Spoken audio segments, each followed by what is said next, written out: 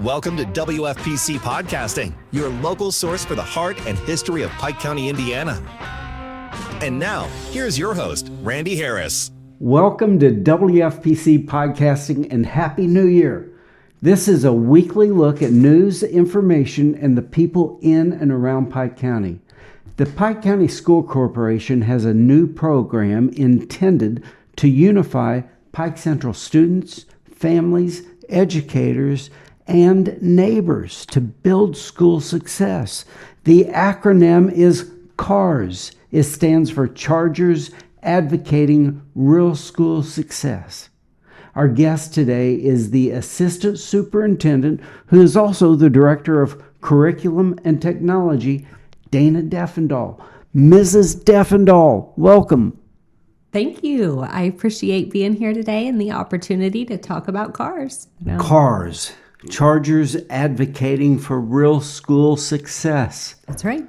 What are we into? So I realize the name is unique and interesting, and that's on purpose, right? The idea that stemmed as the inspiration for this was an organization at another district, and they used ambassadors, and it felt a little too lofty or, again, disconnected, kind of opposite of where we wanted to go from it. And we also wanted it to have a degree of fun. There's a lot that is negative and difficult in the world, and we did not want to add another committee to people's plates that was going to feel like work, or I guess a negative work. Positive work would be great. So CARS, that's a fun acronym. And we are all about acronyms today. Right. Oh my. And so Chargers, we chose that on purpose. Again, we're the Pike Central Chargers, and we wanted to unite everyone under that title, that we are all Chargers. It doesn't matter if you have a student in the school right now. It doesn't matter if you work for the school. If you're invested and you're a member of our community and you care, then you're a Charger, and we want you involved. We'll get into the specifics in a minute, but what's the end game? Where is this taking the school corporation, mainly the students, to work into this community stronger? I'll give you a asterisk or a caveat first of, we really, really want this to be a true partnership and collaboration. So when I'm saying something, this is my idea right now, or this is where I see it, the overarching vision right now. But depending on the players who are coming in and the work that we do, that might shift, that might change a little bit. But for me personally, I hope that this creates connection with the community and that they see us. Gives more transparency. Yes, in an active way, though. Although we are so small, I mean, it's pretty transparent. Absolutely. The way it is, and just being a small community, you know everything that's going on. I think that's actually, that assumption is what we've been acting under, and I think part of the problem is I think that we assume people know things that they then don't, or that there might be a seed of misinformation, or misunderstanding in there somewhere. So how the idea originated for us, I guess, at PCSC, is that, I was a classroom teacher for 10 years and loved it. Loved the classroom. I'll probably go back at some point. But when I moved to the district level, just to want to contribute in other ways, I left the classroom having always had very positive experiences with any of my students, parents, community, anyone I'd worked with, had gone great. And then 5 months in at district office, and COVID happens. And that was incredibly challenging for everyone, obviously, on all fronts. We don't have to rehash all of that. But it was the first time that I really saw a true disconnect between the school and anyone else. And it was obviously bothersome. We were just on different pages a lot of the time, and I was working so hard to try to correct that and talk to people all the time, but I'm one person, and so it felt like an area that we were just coming up short. And we being the greater we, just all of us, right? Time and time and time again. So that had stayed. But I also realized that that was just an extreme version of what's always happening, because since then, now that my eyes were kind of open to it, I've continued to see the same problem, that there's just a disconnect.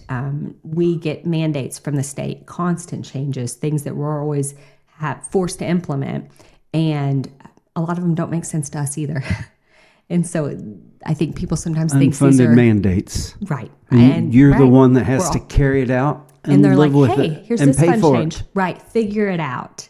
And we try to figure out the way to do it, to implement it that meets the requirement, but has the least negative impact on our students and our parents and our people. And sometimes that's still not a great solution. And we're aware of that. But I'm not sure that people are always aware. And I've been observing education since kindergarten. That goes back to 1970. Mm-hmm. And they're always wanting to change things. They're always wanting to be progressive. How's that for a term?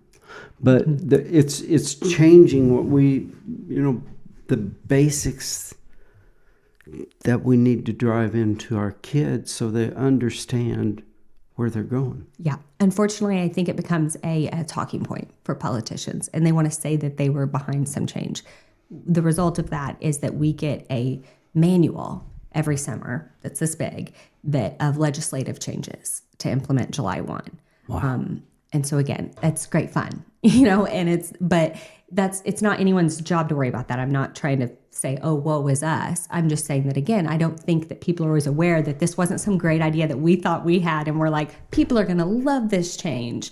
That might've been us making lemonade out of lemons, doing the best that we could. And ultimately there's also, in today's world, again, talking politics, not literally, but there's propaganda.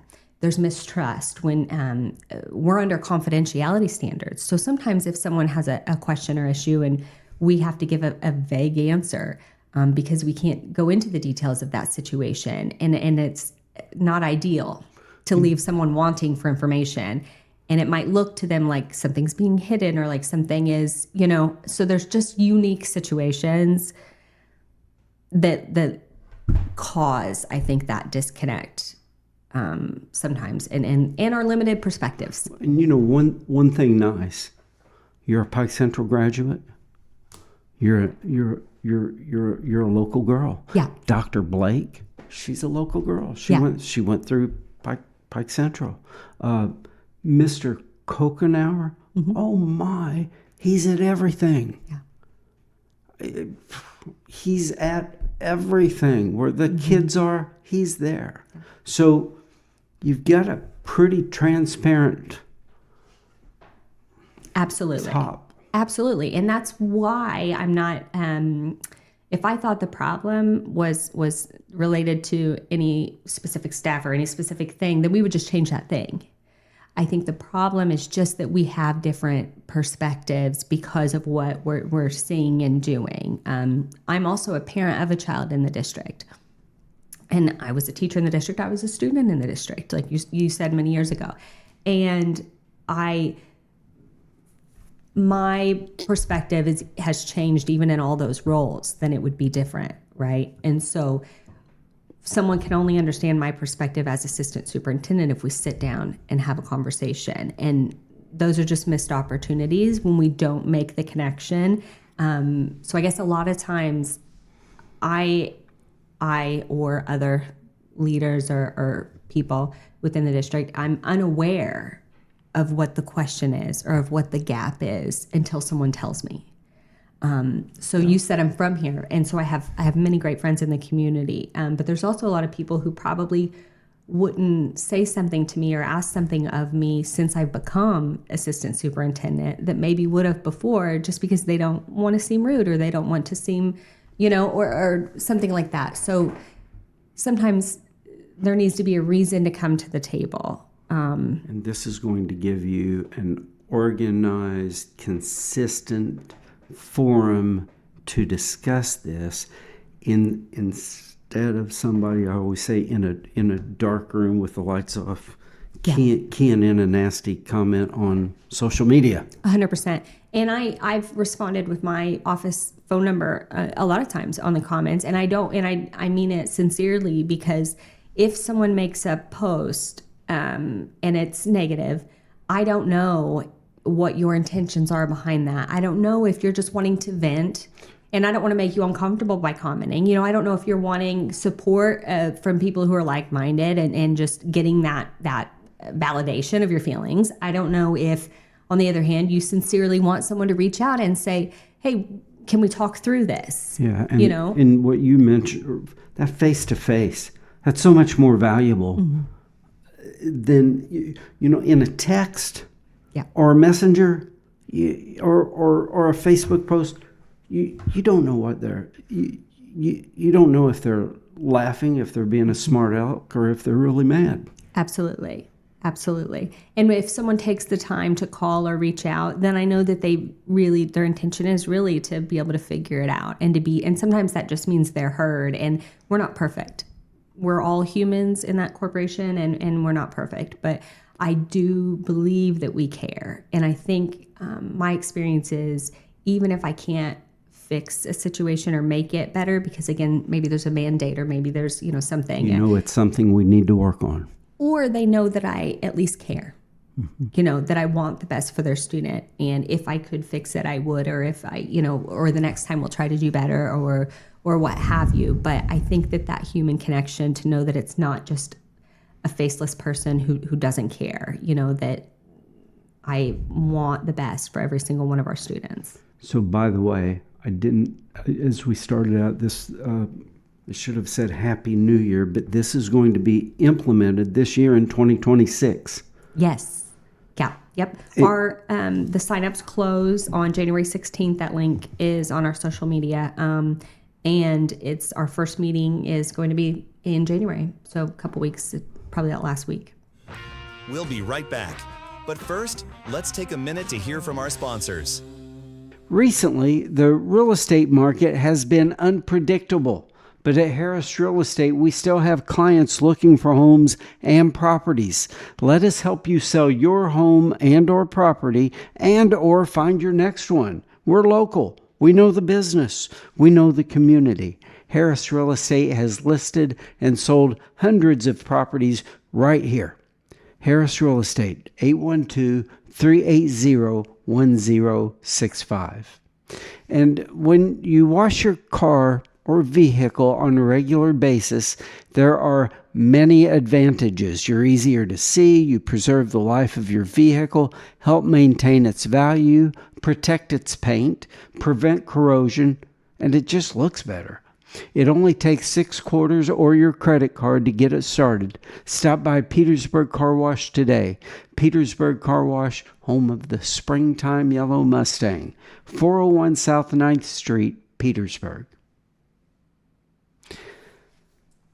Thanks to you, our audience, WFPC Podcasting is growing. Since the first episode was launched May 28th, 80,000 views, including full episodes and social media views, have come in, and it's growing.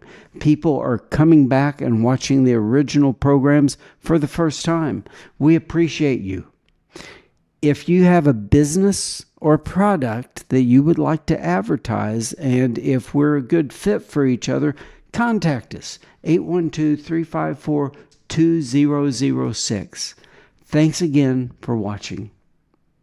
Okay, so let's you've given, actually you gave it to Dylan, who passed it on to me, but it's a nice outline of where you're wanting this to go. Talk to me about how often are these meetings going to be? And that's one of the things that is up in the air. I think at least quarterly would be the minimum, but I also want to ask the group when we come together that first time if they want to divide into subcommittees so that we have maybe subcommittee meetings more frequently. You don't know if you're going to have 5 parents or if you're going to have 150 parents. We already have 16 signed up, and then myself. So I'll go back to the how we started it was that our treasurer, Chelsea was in some professional development, and a district started talking about their ambassadors group that was has the ability to be more involved. And so she, knowing again all of this, that I've wanted to find a way to bridge that gap, brought that idea, and we were like, yes, let's do this. So she and I have worked together to start it. Well, we'll be starting it, but and so she and I, and then the 16 people who've signed up already would be 18. And again, we've got a little while yet for the signups to go. So I'm happy and with the response so far. And you don't want just parents and just kids? No. The whole idea is that we're going to be sharing perspectives, is that we're going to be able to broaden our view of and knowledge and how informed we are about all things, right, by each other. So the broader the range of perspectives, the better. And then that group is going to have advocates involved who can help. Yeah, I mean, the goal is that they are able to bring their perspective, and we discuss whatever the topics be, and they're more informed to be able to share that information if that's appropriate, or they are able to personally see what's going on in our schools. I would like for, admin to host them at least once a year in each building and be able to show. Maybe we have a student group who's able to present to them what they've been doing. We have phenomenal programs in our high school, and I don't think most people have been in to see what the construction trades program looks like, what the machining, if they saw that incredible equipment that we have and our students have access to. Mr. Kokenauer told us on this podcast that was one of his draws to this corporation. When we walked him around, I remember that day that he just kept saying, wow, I had no idea. And the number of our staff members who were still in that building that he was able to visit with just because they were still in their classrooms doing work. Mm-hmm. And that interaction right away. And I told him, it was funny, I told him that day, we have the best kids. We have the best kids. You won't find better kids. And he kind of, okay, like I was trying to be a salesman, and I said, oh, so you just wait and see. And then it was a couple months, into the job, and I'm like, was I right or was I right? And he said, you were, you were right. So, but people, again, they don't always get to see that. And I think it provides the balance, again, to seeing us and what that means, and not in a fake way, or not in a way that is a post that they feel like, yeah, but you can feel skeptical about that. But when you see things with your own eyes, then it's more clear. And hopefully that then leads to conversations within the community. When someone has a doubt or a question, they're able to say, I was in there and saw this. And again, for me personally, and our other building and district leaders, to be able to hear from people, I saw that, but have you ever considered this? And me going, oh my gosh, no, that's a wonderful opportunity for our kids. Like, how can we make that happen? So it's not just about, correcting our image or something. It's about more heads are better than one in every situation, regardless. I want our students to feel insulated with support in our community. And as you say that, I'm reading this. You're welcoming not only those students, not only the parents, but alumni, business owners, faith leaders, civic leaders, current and retired educators. You want to pull everybody together. Yeah. Yep. And what do these people add? Experience, community?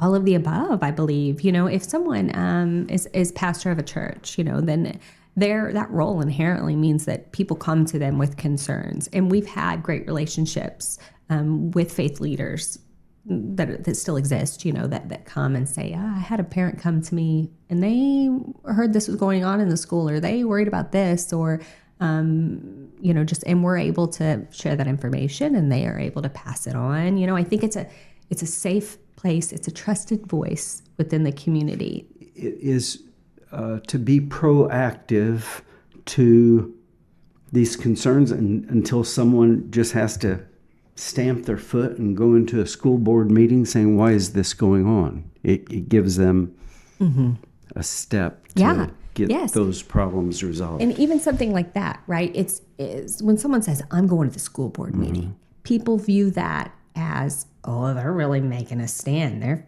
furious, you know. We all say, I wish more people would come. I wish you would. If a parent can call me absolutely furious, and I will say, I am so glad that you care enough to call. Please don't ever stop advocating for your child. Oh my gosh, if everyone advocated like you are, and that's not fake, I mean that from the bottom of my heart. If everyone fought for their kids like some of these people do, oh, the world would be, you know, we'd fix all the problems. So I want that. And that's where too, I don't want just people to come to the table who are already huge supporters of us, you know, because they're already, and we do have so many. I don't want people to think that I feel like our community is not already involved in supporting us, because when a student needs something, boy, they come in. And when we're short something, or if we need something, you know, there's so many who help us out. But that's where I don't want just them involved, because they're already present. I want people at the table who have had frustrations, because again, maybe I've never heard that, and I don't even realize that we could share out information or do something that would help to bridge that gap. I won't know unless I hear it. You know, we had a couple of weeks ago, we had Andy Anderson. Was Andy out of the school corporation by the time you got there? I think I was at Pike Central when he was still teaching, but I never had him in class. Okay, and he was just talking about that small community. Yeah. Everybody just got involved in making Otwell what it was. Yeah. And it was the parents, it was the kids, it was the community. Same concept here. Oh, yes. But that was 1960s, 1970s. Now we're in 2025. It's a different world. Mm-hmm. And you're just saying, here we are. Yeah. Let's make it work. Yep. And we, again, we have more in common, I think, than people realize. I don't think that they know. And again, because they haven't had the opportunity, many of them, but when I walk into any of our buildings, you know, if I start to feel like, oh, really bummed out again, those changes that we find and the things that just don't make a lick of sense that we have to do, that can wear on your soul, you know. And they might think, well, this fits for Indianapolis. We're not Indianapolis. 100%. But when I start to feel that feeling, you know, then I'll make a prioritize, I should say, a visit to the building and go into one of our schools, because it's so supportive, so loving. People are student driven. They are really doing good work for our kids. And I think that if more people saw that, then some of the errors, some of the slip ups, some of the lapses in communication would be forgiven, because yeah, I didn't remember to make that phone call, but it's because this child had a meltdown and I was just loving on him to get him through that day, you know. Mm-hmm. And that's not seen. And again, we can't say little Johnny was having a crisis and I had to help. You know, his mom got arrested last week, and you know, or whatever it is. We can't say that, and so it just looks like we dropped a ball. But anyways, I digress. We are being such a small county. We are a family, and even within our family, there might be issues, but this is the opportunity to sit down at the table and bring it out. That's exactly how I see it. Yep. So we go to page 2, or we have we covered page 1 yet? We go to page 2. You're establishing that network, and it's powerful partners in action. Mm-hmm. So, well, I can go back to the name a little bit, because the that to me goes to the A for CARS, and that's advocating. That we don't just want passive people. You know, we want people who are willing to be involved, who are willing to speak up, again, in a crowd, both speak up to me and for us. You know, I want someone who, when I say something in one of these meetings, will say, I'm not sure it's coming across that way, Dana. You know, because I might think I'm great at communication, but if you, the receiver, don't hear it the way that I thought it was being sent, then I'm not great. And I need to work on that, you know, and that's the exact type of conversations that I want to have, not on an individual level, sure, if we need, but on the larger scale, you know, where are we missing that we don't even know we're missing? And it's a trust. Honesty for me is trust, that if we trust each other, then you can say that to me. and we can hear genuinely and communicate genuinely. Face to face, eye to eye. Yeah. Open discussion. Exactly. And that's advocating. Being honest with me is exactly what I want. And then I would hope that in the community that they would do the same thing to someone that they're sitting at a different table with. If they say something that they now learn more about and can clarify or say, hey, I'll bring that up and come back to you, then that's what I hope they're doing. Give me more information. As advocates. Educate me. 100%. It's information sharing in all directions. Mm-hmm. Does that bring us to R? Yeah. So the RSS kind of goes together because it's real school success. And it's vague intentionally because I don't want it to come across that we're defining, school success as something that's one data point.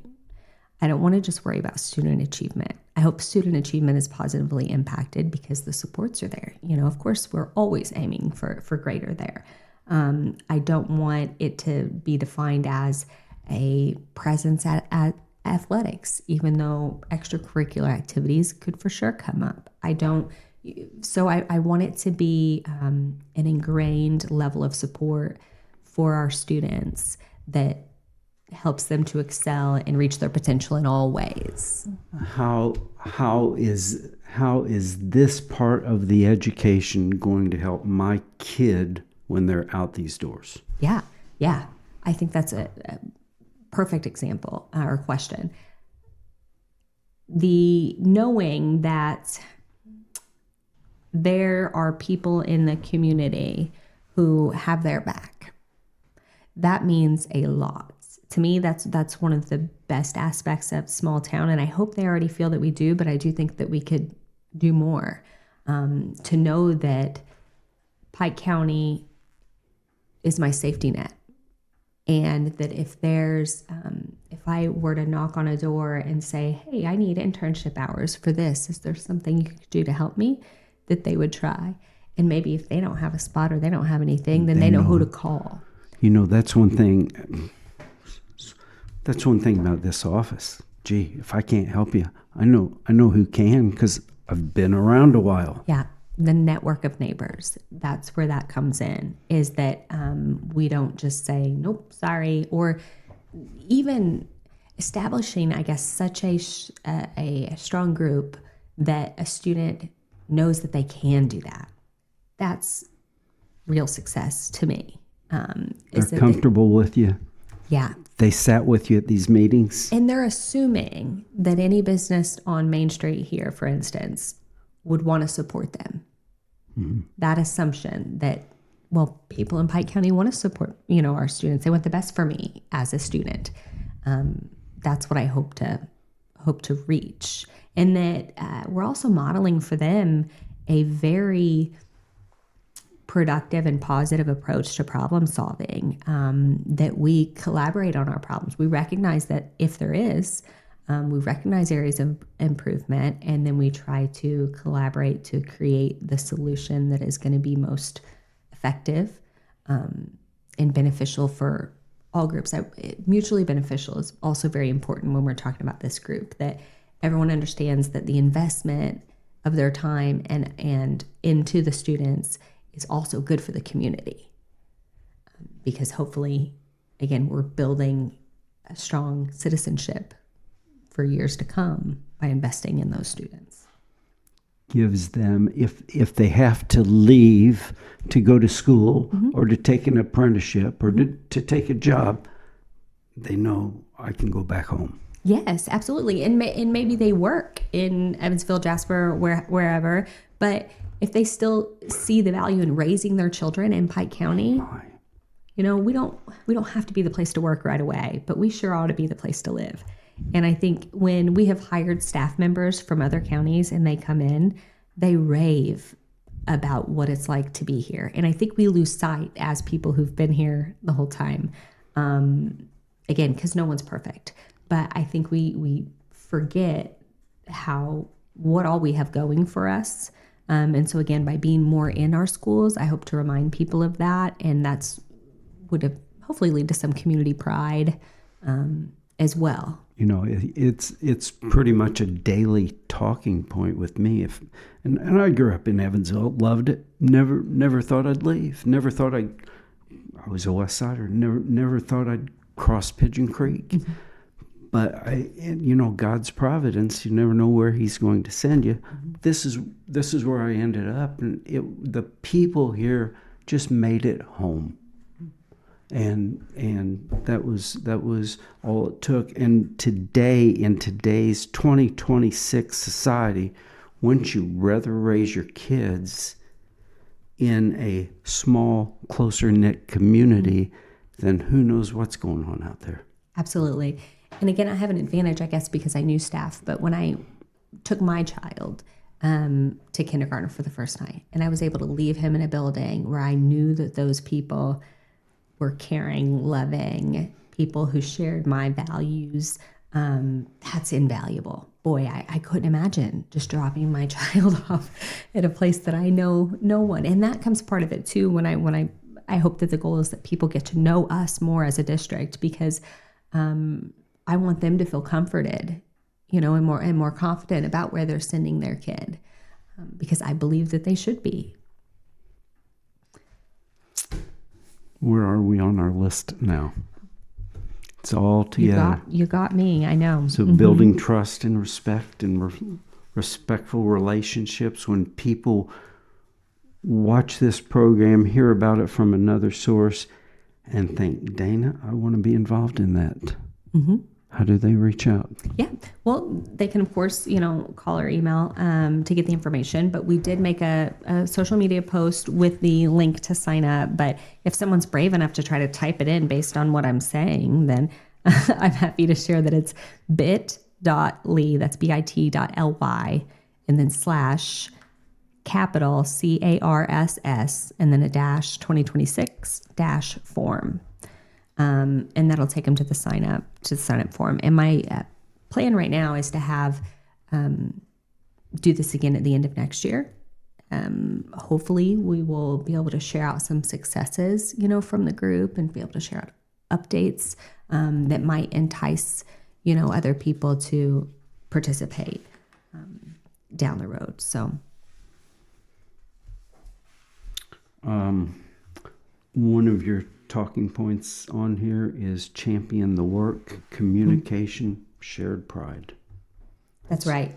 And I think communication is big because, again, I don't think people always feel comfortable reaching out. And there's so much resolved when they do, because you can share those perspectives. I mean, I don't think, just the other day, we didn't cancel when the weather was very, very cold. And someone that I know was saying, well, why not this? I don't have to drag my kid out. They, yada, yada. 6 degrees. Valid concerns. And so I felt comfortable with this person because I knew them saying all valid points. But what the district also has to consider is the children who will be left at home with no heat, and they won't have a good breakfast and lunch like they would at school, and they won't have, or they might not have, a good adult to watch them, if any adult to watch them. There are risks anytime we cancel school, because at least when they go to school, we know they're fed, warm, loved, taken care of. We don't always know that when they're not. Mom or dad might be working. And they might have no good option to leave them with, and they leave them with a neighbor even though they don't know the neighbor well. I mean, there are real world things, and I'm not blaming those people. That's the whole point, is that we don't want to cancel and put them in that position unless we really feel like there's more kids at risk than not. And in this case, that was where they landed. I just know that they have to look at both sides of the coin when they're making those decisions. But this person I was talking to replied, good, thank you for the perspective. That's a good point. And so that's just exchanging perspectives. That's it. And right there, they felt more informed. So you have been in this position as the Assistant Superintendent for 6 years? Yep. And what was your step to that before this? Yeah. What came in between the classroom and this? Nothing. Wow. Yeah. So And what did you teach? business. I taught business. So you go for straight about from 10 years. business to administration. Yeah, that's right. I interviewed a couple times for positions that involved discipline at the building level, and it just was never really where my heart was. I would have done it if I needed to, as that step between. But I really like problem solving. So when the opportunity came, I said, "Well, I'll just." What do you hear as assistant superintendent that you did not hear in the classroom, and wow, now you've got to deal with it? Oh, definitely the negativity. Definitely the again that people doubting intentions. I guess again, it was nothing but positive communications for me in the classroom. So having people to assume negative intent out of me or the organization I work with versus, understanding that we're all trying our best was a new thing. And when I moved here, the superintendent was Howard Briscoe. And I thought, this is cool. He's a local guy. He was a local boy, grew up, went through the system, and he cares. Mm-hmm. And that makes a difference. Mm-hmm. Absolutely does. And I think that's what I hope people see again is that the corporation is full of caring adults, and that doesn't mean again that we're perfect or that people don't make mistakes. I'm not trying to imply that, right? But that we are trying, and they do care. What did you like the most about teaching? Oh, the students, hands down. I mean, I know that's maybe vague, but the talking with them, seeing them develop as people, seeing them reach a milestone or an achievement about something, it's very, very validating. Again, that exchange of relationship is something I miss not being in the classroom. One of the reasons I say that I could absolutely imagine going back. So you went to Pike Central. Mm-hmm. Where'd you go to school? Oakland City University. And you met Alex? No, Alex and I actually met in high school. So he was, since my freshman year, and we were high school sweethearts. Great. And I get deep roots, obviously. Where did you go to grade school? Winslow, Eskimo. I was an Eskimo. So you are entrenched. Absolutely. And again, that's where I want to see us shine in the ways that I know we can. Again, the people who come in from outside and are saying, why don't people know about you? This is the best place. You're a hidden gem. And I'm like, I don't know. Go tell them. I think that's what Mr. Kokenauer said, or Mrs. Pancake. They all are. Oh, and we've had teachers do the same thing that said, oh my gosh, I've never had a superintendent stop by my room and see how I'm doing. Like I wouldn't have seen that. Or, the kids are just incredible. They talk and they hold the door open for me, and they, and I'm like, absolutely. They're salt of the earth kids who have level heads. And again, you could sit down with them and they would talk to you just like I am. Right. We so appreciate you coming in. Let's recap it one more time. It's CARS. That's right. It's Chargers Advocating for Real School Success. This is Dana Deffendoll. She is the Assistant Superintendent. Mm-hmm. And if you're interested in being involved mm-hmm. in an advocacy group for our students to help them grow, this is who you get a hold of. Absolutely. If you have opinions and you're willing to share them and to listen and learn, then that's the only requirement. And you can fill out that link for the sign-up form by January 16th. And I'll be reaching out when I close it. Great. Okay. Well, thanks for coming in. Thank you, Randy. I appreciate it. Okay. Thanks for joining us for this program of WFPC Podcasting. The program is brought to you by Harris Real Estate, Hathaway Excavating and Rock Yard, and Petersburg Car Wash. Please like the podcast and share with your friends so more people can hear about WFPC. You may find WFPC Podcasting on our website, Spotify, YouTube, Apple Podcasts, and wherever you listen to your favorite media. Join us next Friday for another WFPC podcast exploring the people, information, and news right here in Pike County. See you next week. Thanks for watching WFPC Podcasting, your local source for the heart and history of Pike County, Indiana. From back roads to town centers, we bring you the voices, stories, and news that shape our community.